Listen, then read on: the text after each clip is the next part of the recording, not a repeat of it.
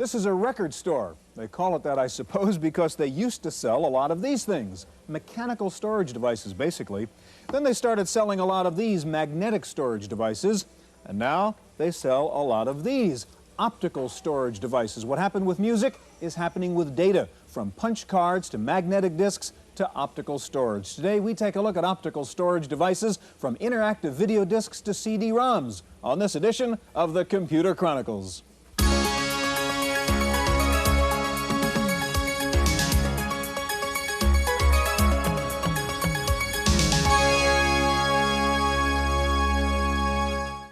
The Computer Chronicles is made possible in part by the Software Publishers Association. Additional funding is provided by Byte Magazine and BIX, the Byte Information Exchange, by PC Connection and Mac Connection, and by Intel Corporation, Personal Computer Enhancement.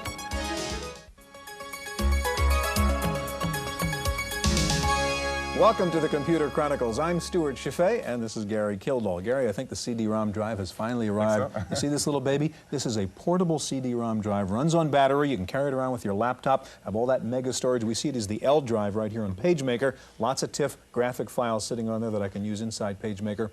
Gary, I want to ask you, we tend to think of the CD-ROM drive from a hardware point of view as being very expensive, but from a software point of view, it's very inexpensive, isn't it? Well, it is. It's, well, for one thing, it's a publishing medium, which is something we haven't had in small computers before. And if we take a look at the drive, of course, it's a audio drive basically fixed up to hook up as a computer peripheral. But if we take a look at this piece of plastic, well, you know, it can't be more than 10 cents to make it, right? Expensive, right. And with that, you can store thousands of pictures and even some live video that we're going to be seeing today. So from the standpoint of a publishing medium, it's very, very inexpensive. Gary, we'll see a variety of optical storage devices today, and one of them, interactive video discs. There's a new permanent exhibit just opened in Washington on interactive video disc applications, and we're going to begin with a report on that exhibit. There are enough fascinating Laserdisc applications here at Tech 2000 to make you wonder how you ever got along without an optical storage peripheral plugged into your computer. The applications range from educational to practical to whimsical. This HyperCard application on the Macintosh uses CD-ROM with audio to study Beethoven. You can listen to any specific portion of the music, see real-time annotation, and even look at the score as the music plays. This is an interactive course on Van Gogh using HyperCard and laser video discs. You can get text, full motion video and sound, and a complete video library of the works of Van Gogh. This sculpture program lets you visit and examine the great works of Henry Moore on display at the Tate Gallery. You can change the lighting on the piece. You can zoom in for a close-up view or change the angle of viewing. This program also runs under HyperCard using a laser video disc. This program uses a PC interface developed by Sony called the Info Window. The system includes magnetic storage, CD-ROMs, and laser video discs. The program teaches the English language to Japanese businessmen.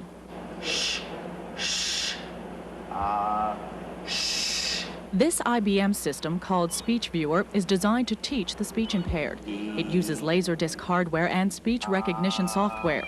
By offering visual feedback, the user learns how to properly pronounce vowels or how to raise and lower pitch.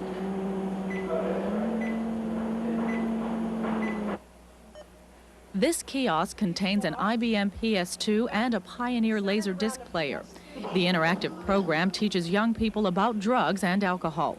You can role play at this party where you have to choose what to drink and then deal with the consequences.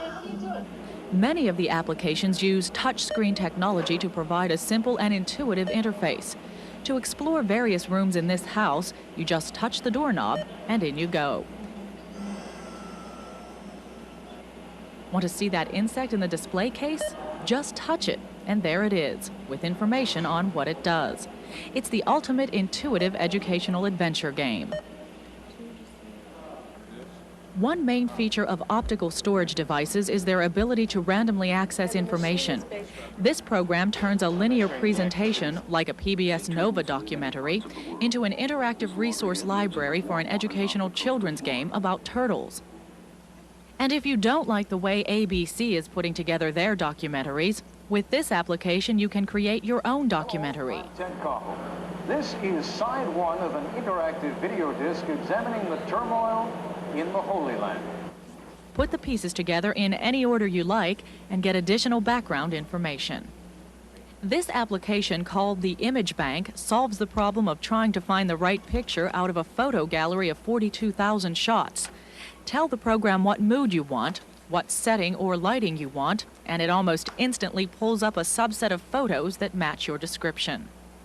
Finally, if CDI, DVI, CDA, and CED don't have you confused enough, this is yet another optical standard called CD plus G, meaning compact disc audio plus graphics. You can hear the music and see the lyrics. For the Computer Chronicles, I'm Maria Gabriel.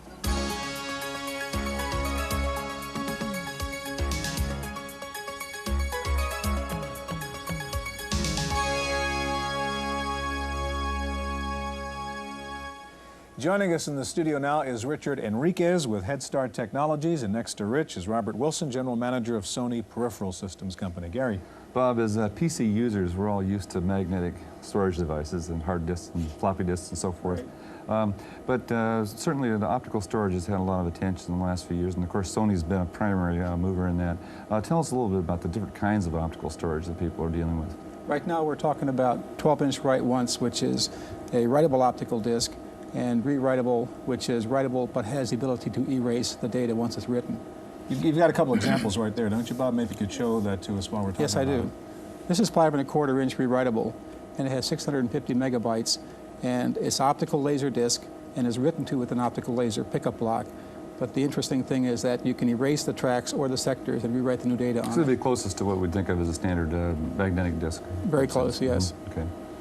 And the 12-inch is a larger diameter, therefore has much more capacity, 6.5 gigabytes. And because it's write once, it has 100 years archival life. So the applications are very different. Mm-hmm. Okay. Now, we have also, Rich, a new computer, Head Start, and it employs a CD-ROM drive as well. Can you tell us a little bit about why you selected a CD-ROM drive as a part of your equipment? We felt that CD-ROM would be the new technology in the 90s according to different statistical programs we had looked at, and we see being the wave of the future. That's why we're going with it. And Head Start always wants to be the leader in hardware. Okay. Well, show us a little bit about what you can do with Okay, what I'm CD-ROM. going to do is I'm going into here, Grillier's Encyclopedia. It asks me to insert the CD, and it's already been inserted. It's now scanning the CD. What I'm going to do is I'm going to do a word search on Japan. So you're searching inside the encyclopedia Yeah, exactly. off the CD-ROM. Exactly. Now what it's doing, it tells me there's 674 articles about Japan, and the word Japan occurs 1,358 times. So now it's viewing all the titles we have on Japan. What I'm going to do is I'm going to pull the one up on Japan. Now I can hit Alt-Z, and I can expand the screen. I have an article I highlighted, which was Japan. Now, what are some of the applications that you see, important applications now for a Head Start and a CD-ROM? We see Grillier's Encyclopedia being a really big advantage with the machine. Microsoft Bookshelf, the Thesaurus, American Heritage Dictionary. We have various statistical programs that can give you different demographics on various areas. And that's the way we see it going. Well, what user is this Head Start machine aimed at? Is this a... Well, it's really an open market. We see really going with the business application for small business and also an educational market with Grillier's and, like I said, Microsoft Bookshelf. Okay, now, Bob, let's go back to the read-write optical storage device. That's a relatively new device for Sony. Right. What do you see the particular use of, say, something like 650 megabyte storage device like that? Well, I think there are a great number of uses for the PC user. It has a lot of capacity, and in the 90s, when we start dealing with images, electronic images and multimedia programs, I think the capacity is very important. So it's not so much different technology as an extension of the regular PC use. We think that they're going to be larger and larger file sizes and digital images of video and so on. Okay, so handling graphics is an important That's part. correct. Can you show us some graphics work? Yeah, I'll go to the rewritable disk and call up a file. We'll pick on the mouse and just simply take a section of the mouse and move it over to demonstrate the ability to rewrite this. So we will save this file, and we'll save it over the file that was on the 5 1/4 before, and we'll say yes to that. Now what we'll do is go back. It's just saved it out to that drive. Reload the same file. Oops, I should first erase that. Now let's go back and reload that from the 5 1/4 MO drive. And there's the mouse again, and you can see that we've stored it and recalled it. Well, some of the obvious questions are, cost of the media. Is it going to be cheaper than hard disks? We're talking about reliability, an increase in reliability. How are these issues sort out? The cost of the media is difficult to compare to hard disk because one of the advantages of optical is it's removable. And so I can tell you that the 5 1/4 MO is going to sell on the end user price approximately $250. That's for 650 megabytes. The cost for the 12-inch right ones will be about $350. Now what about just reliability? Long-term, to keep the data intact? Both, in fact, are permanent forms of media. But the right ones right now is scheduled to be, or estimated to be, 100 years life after accelerated testing. The accelerated testing on the 5 1/4 MO drive has gone past 15 years, and that's continuing. Okay. All right, Rich, let's go back to your Head Start machine a minute. We were talking about price. What is that machine with the CD-ROM drive? Head Start 3 CD with the ROM retails right now for $29.95. And that's with the 40 megabyte drive, the VGA monitor, and the 686 CD-ROM disk drive. And what kind of software comes bundled with it? It comes with Growler's Encyclopedia, Microsoft Bookshelf, Microsoft Stat Pack, PC Globe, CD Guide, and 30 various games. Okay, you have PC Globe, which is kind of interesting. Just yeah, we'll go into it right now. And tell us what you're doing, Rich. Okay, I'm hitting enter. I'm going to insert the right CD first. Right. It's always a good thing to do. And what is PC Globe? What kind of program? It's a statistical and demographical program of various countries throughout the world. And we're just still loading it right now. What about access time on the CD-ROM compared to coming off a hard disk? Do we know the answer to that? It's probably a couple hundred milliseconds. Okay, what I can do now is I can activate or point and shoot, which I'll do. I can highlight a country. I can hit escape. And I can go back and I can get database information about it. And it can give me various information. We'll go down here, Algeria. And it'll give me various demographic information about the country. So useful in education, obviously. Yeah, exactly. All right, Rich, Bob, thank you very much. At the beginning of the program, we saw some examples of interactive video disc applications. One of the most acclaimed applications teaches doctors to deal with trauma management. We have a report on that program now from the Oakland Naval Hospital.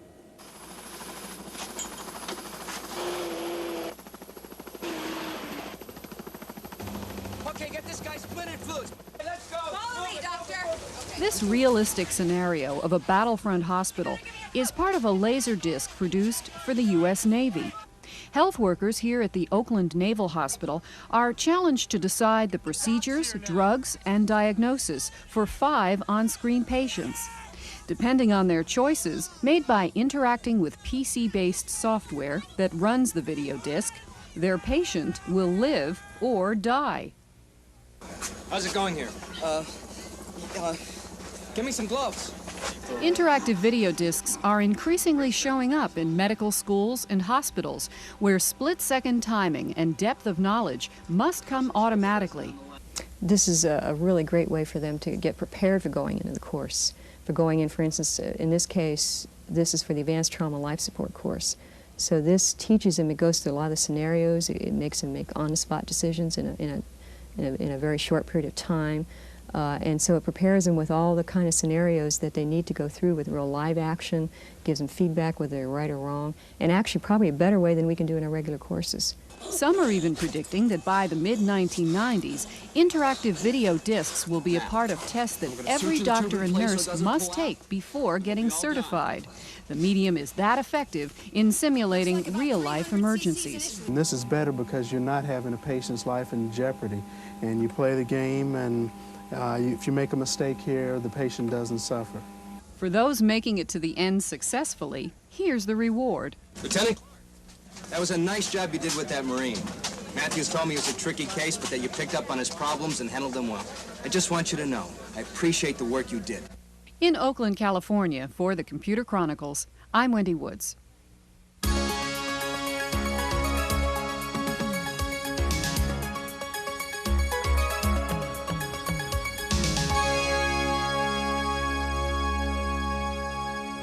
Joining us now in the studio is Alan Rinkus with the Conversant Media Group, and next to Alan, Rockley Miller, editor and publisher of the Video Disc Monitor.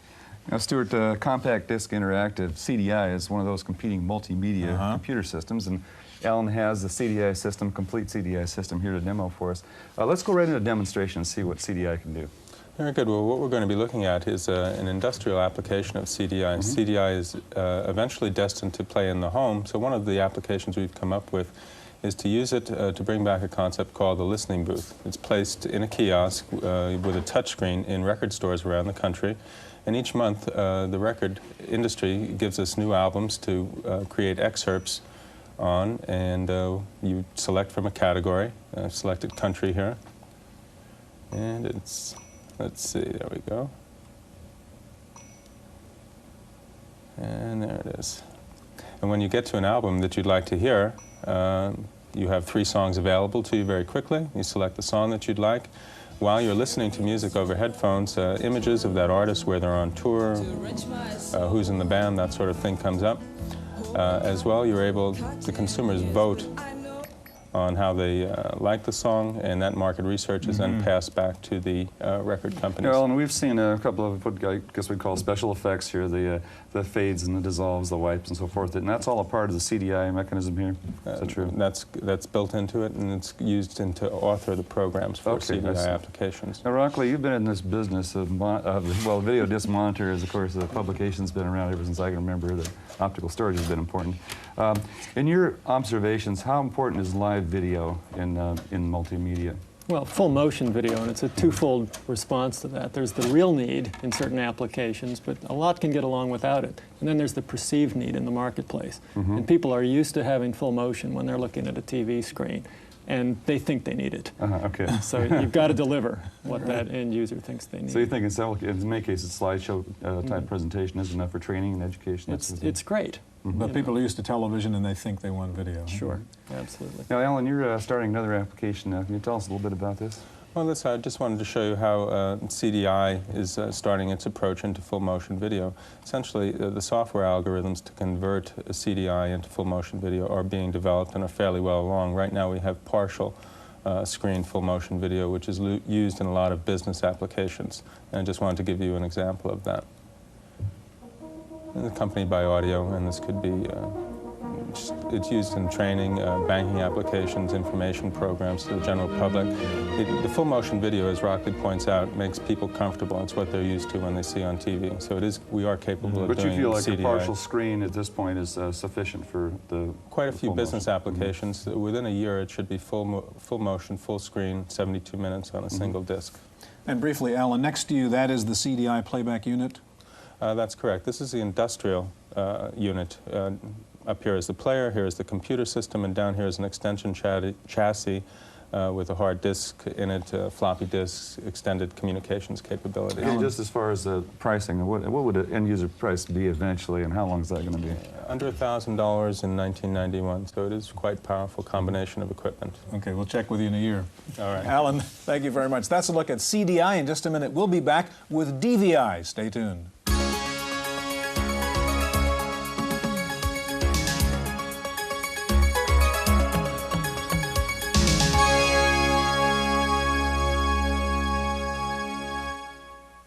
With us in the studio now is Rick Stauffer of Intel's Princeton operation, and back with us Rockley Miller of the Video Disc Monitor. Rockley, we were just talking about full motion. It's interesting to me to see that DVI, Digital Video Interactive, that we're going to be talking about now, sort of has its roots really in video discs in a sense. What are your comments about that? What do you think about it? Is it video, digital? What's going on here? Well, with the DVI, it came out of RCA's earlier CED efforts, and as such an analog kind of video world.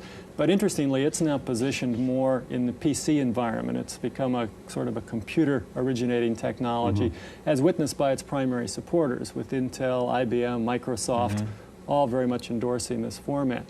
Contrast that to CDI, which is coming down the consumer channel first and foremost, and backed by Philips, Matsushita, Sony, major consumer types of companies. Now, Rick, you have an application here that shows full motion, right? Let's go ahead and Yes, I do. I'll start. Yeah, one of the nice features about DVI is that today we can do full screen, full motion video at 30 frames per second. So let me start with just a short sequence to show you that we can do that from a CD-ROM. In this example, We are pulling data from a CD-ROM. 9/10 of the data is video data, 1/10 is audio data. Both are highly compressed. In fact, the video is compressed over 100 to 1, stored, and then decompressed on the fly. So that's pretty nice quality with less than 1% of the original data. Yeah. And then how many minutes playback time do we have? So we could do 72 minutes of full screen, full motion video with audio from a CD-ROM. Okay, now Rick, you have another application that you're going to load up in. Meanwhile, Rockley, what about the resolution? Does DVI give us a resolution that we'd expect, say, out of a full, well, it's a television, broadcast television picture now? Well, with DVI, resolution is going to be an evolutionary type of thing because it's algorithmic based. Improvements in both the chipsets and the new algorithms will allow them to improve that over time. Okay. So that's going to change. And then Rick will eventually be able to have high-definition TV, right? A few years down the road, it will be high-definition interactive, that's correct. Right. Now, what is the application? Okay, I'm going to show you a little prototype application of a point-of-sale application for a travel agency.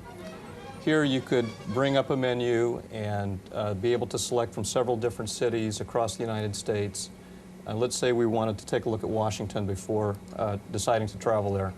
We could then get some motion video here, shot from the Washington Monument to take a look at the mall. That would get me pretty excited about going there.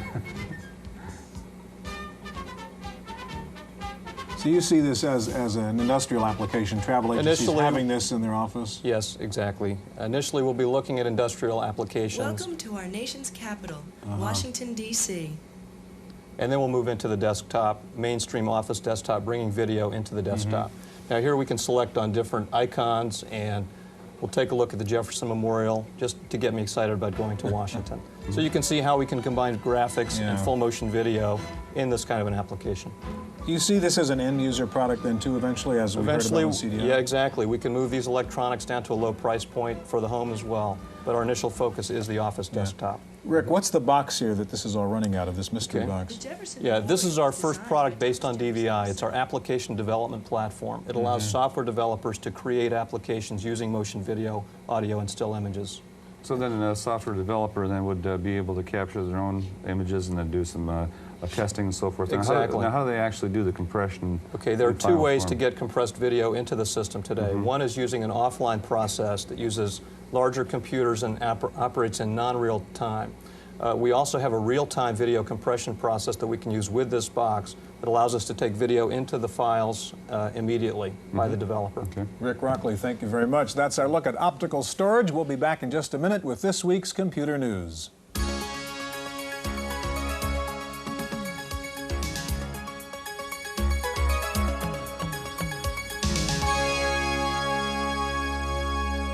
In the random access file this week, Zenith has announced it's now shipping a new 386 PC based on the extended industry standard architecture. Zenith claims it's the first company to actually ship an ESA computer, though many other manufacturers have announced products. The Zenith model features 33 megahertz speed and a new disk controller rated at 15 times faster than standard controllers, with an access time under 1 millisecond. Despite the new ESA computer, Zenith also recently announced its support for IBM's MCA bus. Compaq has introduced a new 386 model which comes standard with 2 megabytes of RAM, and the higher-end Compaq 386s are now being shipped with 4 megabytes. The company says the upgrades are in recognition of memory-demanding environments such as Unix, Windows, OS/2, and DeskView.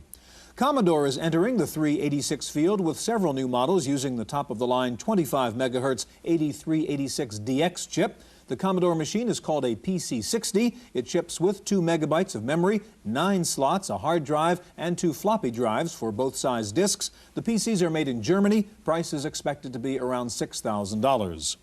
The National Institute of Standards and Technology has issued a warning for owners of laser printers. The agency says the printers are very susceptible to power surges, even if you have a surge protector installed. The Institute says power surges can damage data communication circuits in the printer and suggests power surge protection devices be installed between the computer and the printer. Time to look at software, and for this week's review, here is Paul Schindler. I wouldn't think of trying to fix hardware without a toolkit, and you shouldn't think of trying to fix software without one either. In this case, HDC Windows Manager. It's a useful kit full of utility programs which enhance Microsoft's popular Windows environment. Some of the tools, like the memory viewer, are straightforward. It gives you a display of memory in use and available. There's the alarm clock that provides a constant date and time display in your choice of formats, with the ability to set up to 3 alarms at one time. The font viewer allows you to see what each font looks like. Screensaver can be invoked in a variety of patterns. You can use the Work Sets option to load and position a set of programs you use for a specific task on the screen, or close all windows at once to end your session. There's even a cute pop-up game called Rocks to divert you. To keep all these utilities available, they can be stored as icons while you're working on another program, but be careful, too many icons slows Windows down a lot. Windows Managers costs $80 from HDC Computer Corporation in Redmond, Washington. At that price, it's a real bargain. For the Computer Chronicles, I'm Paul Schindler. In our software top 10 this week, PC Connection reports these are the best-selling titles for PC compatibles. Leading the list, again, is TurboTax from Chipsoft, followed by Quicken, WordPerfect 5.1, the new Flight Simulator, and new on the top 10 this week, Andrew Tobias's Tax Cut. Also on the bestseller list, DataStorm's Procom Plus, PC Tools Deluxe, the Peter Norton Advanced Utilities, the new version of Microsoft Works, and 5th generation's Fastback Plus. Expertech Corporation has announced a new software product called No Peek. It enables you to hide the display on your computer screen at the touch of a key. The program's designed to protect confidential work from the prying eyes of people who stroll into your office. You can get the display back on the screen by entering a password. No Peek costs only $19.95. The Smithsonian Institution has announced a new permanent computer exhibit due to open this May. The Information Technology exhibit will feature a variety of computer displays showing off new and old hardware and software. The exhibit will also focus on the changes in society caused by the information age. Finally, there will actually be an Apple computer soon, or rather a computer Apple. Researchers at Michigan State have developed a tiny computer that fits inside a 3.5-inch sphere, the size of an apple. The spherical computer Apple will be mixed in with real apples. Its sensors will then keep track of all the bumps and bruises it gets from the orchard to the supermarket. The experiment is designed to discover the cause of fruit damage, which costs apple growers millions of dollars each year. That's it for this week's Chronicles. We'll see you next time. The Computer Chronicles is made possible in part by the Software Publishers Association, which reminds you that software is produced by people whose income is derived from legitimate software sales. Software piracy is a federal offense. When a few people steal software, everyone loses. Additional funding is provided by Byte Magazine and BIX, the Byte Information Exchange, by PC Connection and Mac Connection, and by Intel Corporation, Personal Computer Enhancement. For a transcript of this week's Computer Chronicles, send $4 to PTV Publications, Post Office Box 701, Kent, Ohio 44240. Please indicate program date.